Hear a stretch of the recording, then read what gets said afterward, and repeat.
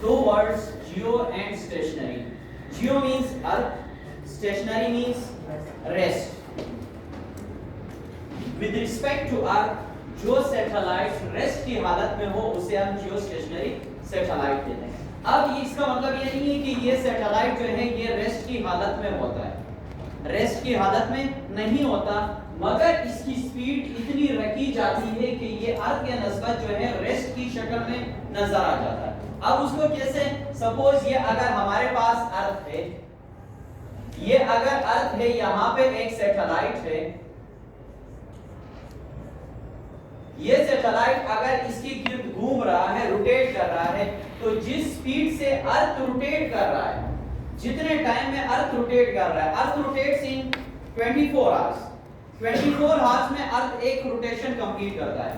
Same to same उतने ही time में एक सैटेलाइट जो है वो एक रोटेशन कंप्लीट करता है 24 आवर्स में।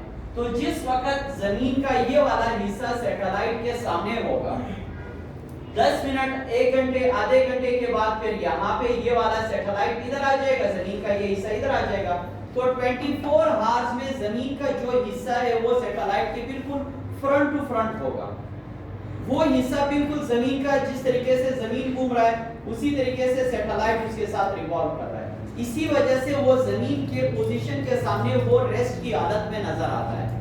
जब आप जमीन से उस सैटेलाइट को देखेंगे तो वो ऐसे नजर आएगा जैसे वो रेस्ट की हालत में। ठीक है, इसी वजह से हम उस सैटेलाइट को बोलते हैं जियो स्टेशनरी सैटेलाइट। ठीक है, अब जियो स्टेशनरी सैटेलाइट के एडवांटेजेस जो हैं वो ये हैं कि उसे सबसे ज्यादा जो है कम्युनिकेशन के तौर पे इस्तेमाल किया जाता है।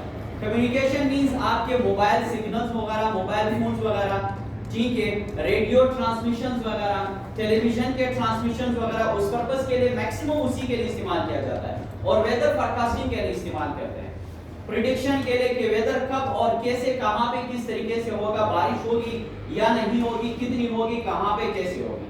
ठीक है, तीसरी बात यह है कि इसको इस्तेमाल करते हैं नेविगेशन के लिए, कि आपने यहां से दूसरे पॉइंट्स तक जाना है, जिसे हम आजकल सिंपली जीपीएस सिस्टम बोलते हैं। तो जीपीएस सिस्टम में भी हमारे पास ये सैटेलाइट जो है ये काम करते हैं। आपने कोई लोकेशन लगा दिया है, उस लोकेशन तक पहुंचाने के लिए जो इजी पाथ होगा वो सैटेलाइट आपको प्रोवाइड कर देगा। तो इन सब के इस्तेमाल के लिए हमारे पास जो सबसे सूटेबल है और जो सबसे इजी है वो है हमारे पास जियो स्टेशनरी सैटेलाइट। अब जियो स्टेशनरी सैटेलाइट के लिए हम क्या करते हैं, इस सैटेलाइट को कंसीडर करते हैं जिसका मास m है और इसका जमीन से ये जो हाइट है इसको हम बोलते हैं हाइट h। जमीन से इसका हाइट h, इतने डिस्टेंस पे, इतने हाइट पे, जमीन के सरफेस से इतने हाइट पे है। ठीक है, उसके लिए हम क्या करते हैं कि हम ये कहते हैं कि जमीन के गिर्द जो ऑब्जेक्ट्स मूव कर रहे हैं वो due to centripetal force move कर रहे हैं। अब क्योंकि ये ऑब्जेक्ट जमीन के साथ स्टेशनड है, सही है, तो जमीन का जो फोर्स होगा उस ऑब्जेक्ट के ऊपर ग्रेविटेशनल पुल के बराबर होगा। What is gravitational pull? The earth which applies the force on that object. अब जमीन जो उस ऑब्जेक्ट के ऊपर फोर्स लगाएगा, एक वो ऑब्जेक्ट जो है जमीन की तरफ खींचने के लिए फोर्स होता है, एक जमीन खुद अपनी फोर्स उसके ऊपर लगा रही। वो फोर्स डिपेंड करती है दो तीन चीजों के ऊपर। एक, वो फोर्स अगर ये ऑब्जेक्ट जमीन के ज्यादा करीब है तो उसके ऊपर जमीन का फोर्स ज्यादा होगा, अगर वो ऑब्जेक्ट जमीन से दूर है तो उसके ऊपर वो फोर्स कम होगा।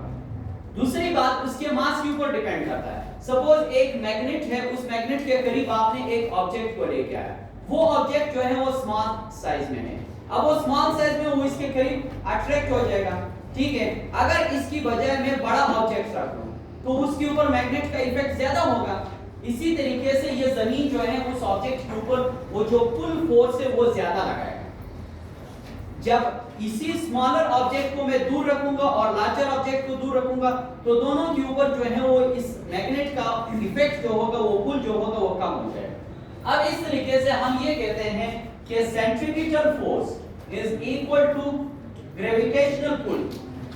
जियोस्टेशनरी सैटेलाइट की केस में सेंट्रीपिटल फोर्स जो है वो ग्रेविटेशनल पुल के बराबर होता है। अब सेंट्रीपिटल फोर्स फोर्स हमारे पास क्या है, mv² upon r. What is gravitational pull? Gravitational pull is Gmm upon r square. What is Gmm and r square? G is the gravitational. It is the gravitation of the earth. ये जमीन की gravitation बता रहे हैं. Capital M is mass of the bigger objects. जो भी बिगर object है, जो भी बड़ा ऑब्जेक्ट है, यहाँ पे हमारे पास बड़ा ऑब्जेक्ट क्या है, अर्थ है, तो ये अर्थ का मास हो जाएगा. Capital M is mass of the earth, small m is mass of the smaller object. जो भी ऑब्जेक्ट है जिसका छोटा मास है उसको हम कहते हैं स्मॉल m या स्मॉलर मास, जिसे हम स्मॉल m से लिखते हैं. और what is r square? It is the distance between the centres. जमीन के सेंटर से इस सैटेलाइट के सेंटर तक का जो डिस्टेंस है. यहां पे मैं अलग सा एक ड्रा कर लूं. ये सपोज अर्थ है, ये दूसरा ऑब्जेक्ट है. इसके सेंटर से जमीन के सेंटर तक का जो फासला है, ये वाला जो फासला है, इसे हम r स्क्वायर बोलते हैं. It is the distance between their centres. ये r स्क्वायर हो जाएगा. अब इसको हम थोड़ा सा सॉल्व करते हैं. ये r और r स्क्वायर कैंसिल हो जाएगा, ये m के साथ कैंसिल हो जाएगा. What is the value of v square? Gm upon r. Square को खत्म करेंगे उस तरफ अंडर रूट बन जाएगा, या इधर भी स्क्वायर ले ले, इधर भी स्क्वायर ले ले, ये स्क्वायर स्क्वायर कैंसिल हो जाएगा. v is equal to under root Gm upon r. अब इस वैल्यू में हम क्या करेंगे, g की वैल्यू अलग डाल देंगे, m की वैल्यू अलग डाल देंगे, m is mass of the अर्थ, और r की वैल्यू अलग से पुट करेंगे. तो हमें ये भी पता चलेगा व्हाट इज v. v जो है हमें ऑर्बिटल स्पीड बताएगा. कौन सी ऑर्बिटल स्पीड? कि ये इस सैटेलाइट जो है, ये सैटेलाइट इस जमीन के गिर्द कितने स्पीड से रिवॉल्व कर रहा है. एक स्पीड ऑर्बिटल स्पीड होती है, दूसरी स्पीड हमें ये बताएगा कि ये कितनी वेलोसिटी से, अगर हम इसको यहाँ से जमीन से कितनी वेलोसिटी से इसको फायर करें, तो ये जियोसिंक्रोनस, जिस ऑर्बिट में ये सैटेलाइट रिवॉल्व कर रहा है, उसे हम जियोसिंक्रोनस ऑर्बिट कहते हैं. तो ये उस ऑर्बिट तक पहुंच सके. हम v की दो वैल्यू, हम पहले इनिशियल वैल्यू निकालेंगे कि कितने वैल्यू से हमें उसको फायर करना है. ठीक है. दूसरी वैल्यू हमारे पास बन जाएगी, हम उसकी ऑर्बिटल स्पीड फाइंड करेंगे कि कितने ऑर्बिटल स्पीड से वो जो है वो जमीन के गिर्द रिवॉल्व कर रहा है, सॉरी इस ऑर्बिट में जो है वो मूव कर रहा है. ठीक है.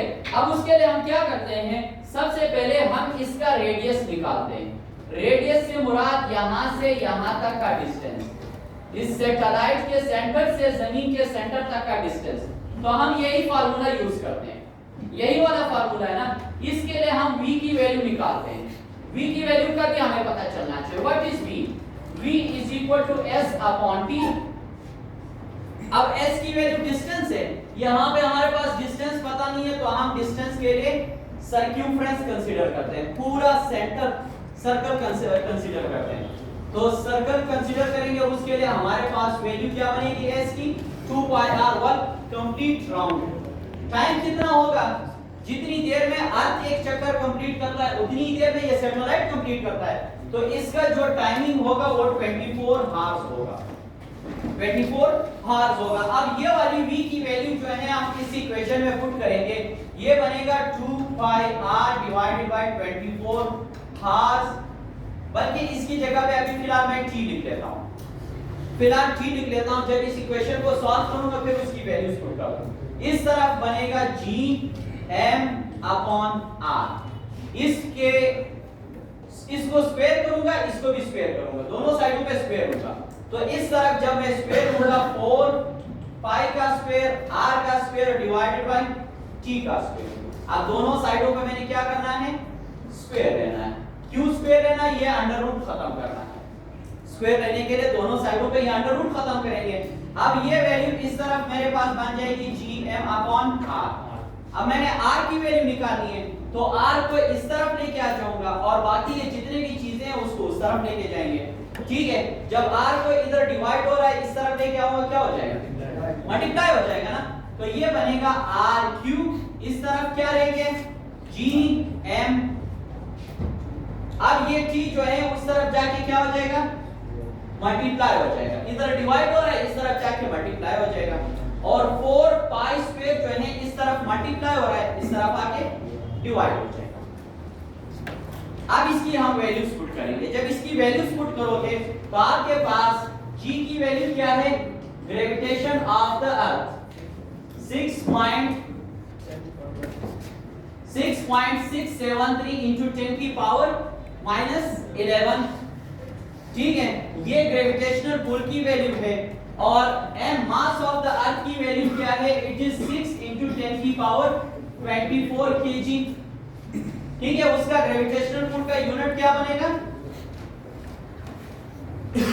न्यूटन मीटर स्क्वायर पर केजी स्क्वायर,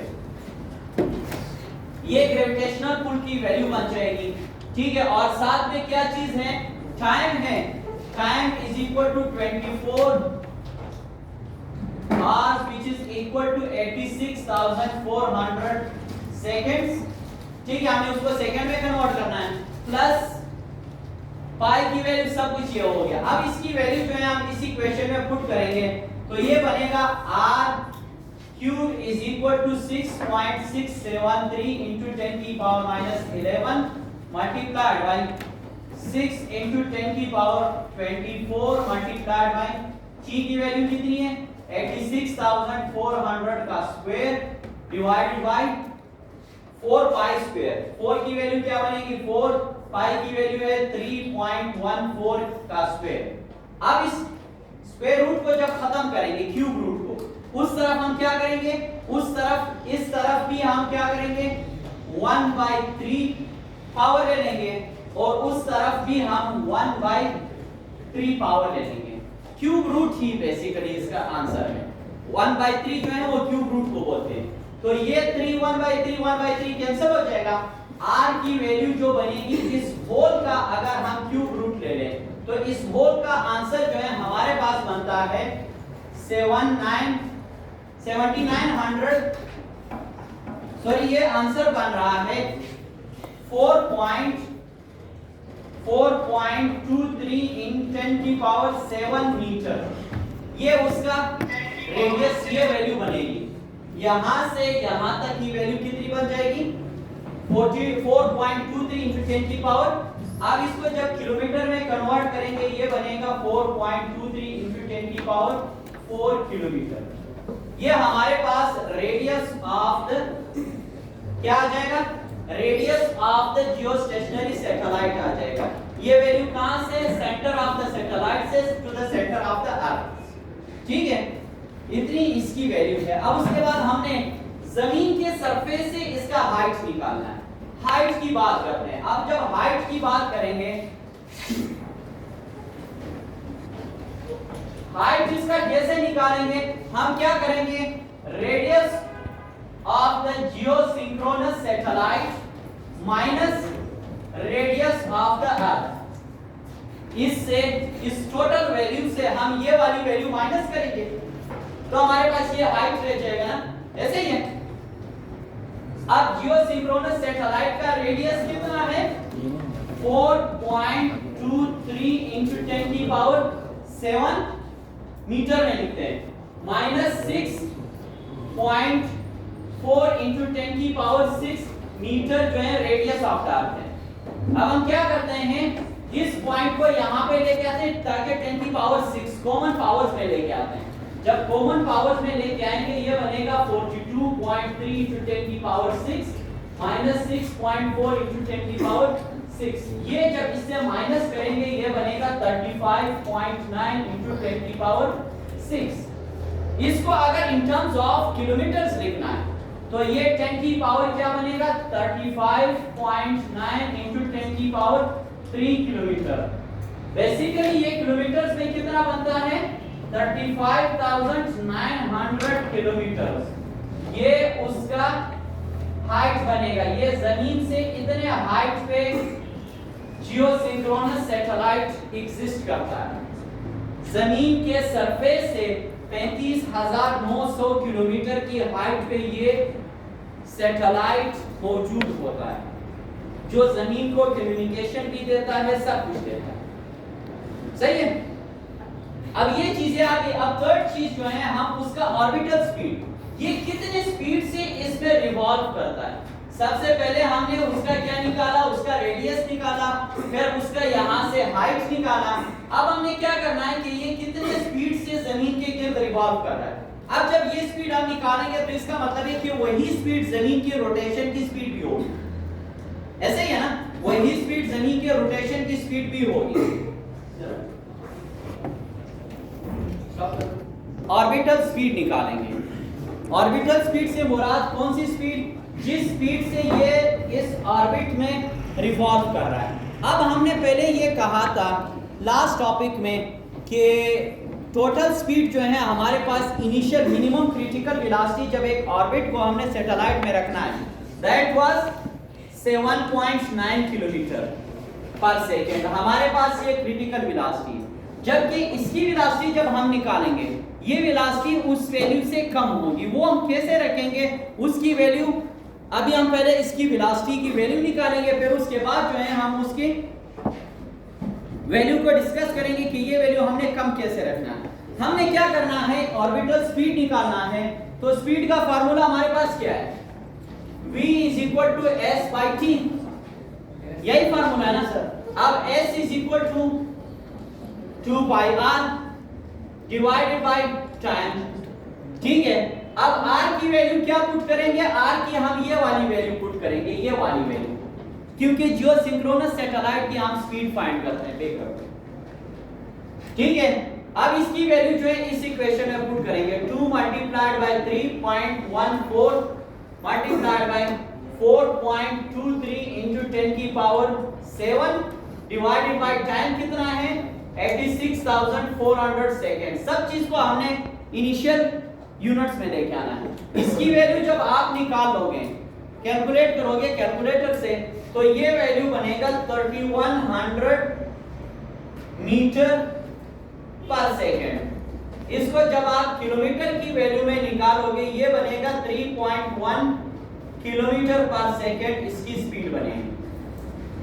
इस स्पीड से अब ये क्रिटिकल वेलोसिटी जो थी हमारे पास 7.9 थी, जिससे हमने एक ऑर्बिट को उस सैटेलाइट में रखना, वो उससे क्या मुराद कि अगर 7.9 से हम वेलोसिटी कम रखें तो वो जमीन के अंदर वापस आके गिरेगा। अब यहाँ पे तो उसकी स्पीड जो है 3.1 है, कम है, तो उस स्पीड को हम कम कैसे करेंगे, हम इसको जिस स्पेस रॉकेट में भेजेंगे, उस स्पेस रॉकेट के जरिए हम जब यहाँ पे सपोज ये जमीन के गिर्द ये अर्थ है, ठीक है, ये जियो सिंक्रोनस सैटेलाइट है। अब एक सैटेलाइट आया, उसने यहाँ से स्पेस रॉकेट आया, उसने यहाँ से इस ऑर्बिट में ऑब्जेक्ट रख दिया। अब इसकी स्पीड जो है सपोज 7.9 है, उसकी स्पीड कितनी है 7.9। अभी तक स्पेस रॉकेट ने उसको रिलीज नहीं किया है। स्पेस रॉकेट जो है उसको हम गाइड कर सकते हैं, वो इसकी स्पीड कम करते करते करते जब उसकी स्पीड जो है 3.1 किलोमीटर पर सेकेंड की स्पीड से आ जाए, 3.1 किलोमीटर की स्पीड पे जब वो आ जाएगा, फिर हम स्पेस रॉकेट को गाइड कर देते हैं कि अब इस ऑब्जेक्ट को छोड़ दे। वो फिर उसके बाद सैटेलाइट को छोड़ देगा, तो सैटेलाइट ड्यू टू इनर्शिया जो है वो 3.1 किलोमीटर पर सेकेंड की स्पीड से जमीन के गिर्द रिवॉल्व करने लग जाएगा। क्लियर? जमीन के गिर्द रिवॉल्व करने लग जाएगा, तो उससे हम ये कहते हैं कि वो जो स्पीड होगी वही स्पीड अर्थ की स्पीड होगी कि अर्थ भी उतने स्पीड से रिवॉल्व करता है, सॉरी रोटेट करता है। वो ऑब्जेक्ट जमीन के गिर्द इतने स्पीड से रिवॉल्व करता है, तो अर्थ की रोटेशन, अगर यहाँ पे हम कोई ऑब्जेक्ट रखें और उसे हम कहें कि ये 24 आवर्स में वापस यहाँ पे आ जाता है, तो इसकी जो स्पीड होगी with respect to centre of the earth, उसकी स्पीड जो होगी वो कितनी होगी 3.1 किलोमीटर पर सेकेंड उसकी स्पीड होगी। वो इतनी स्पीड से रोटेट कर रहा है।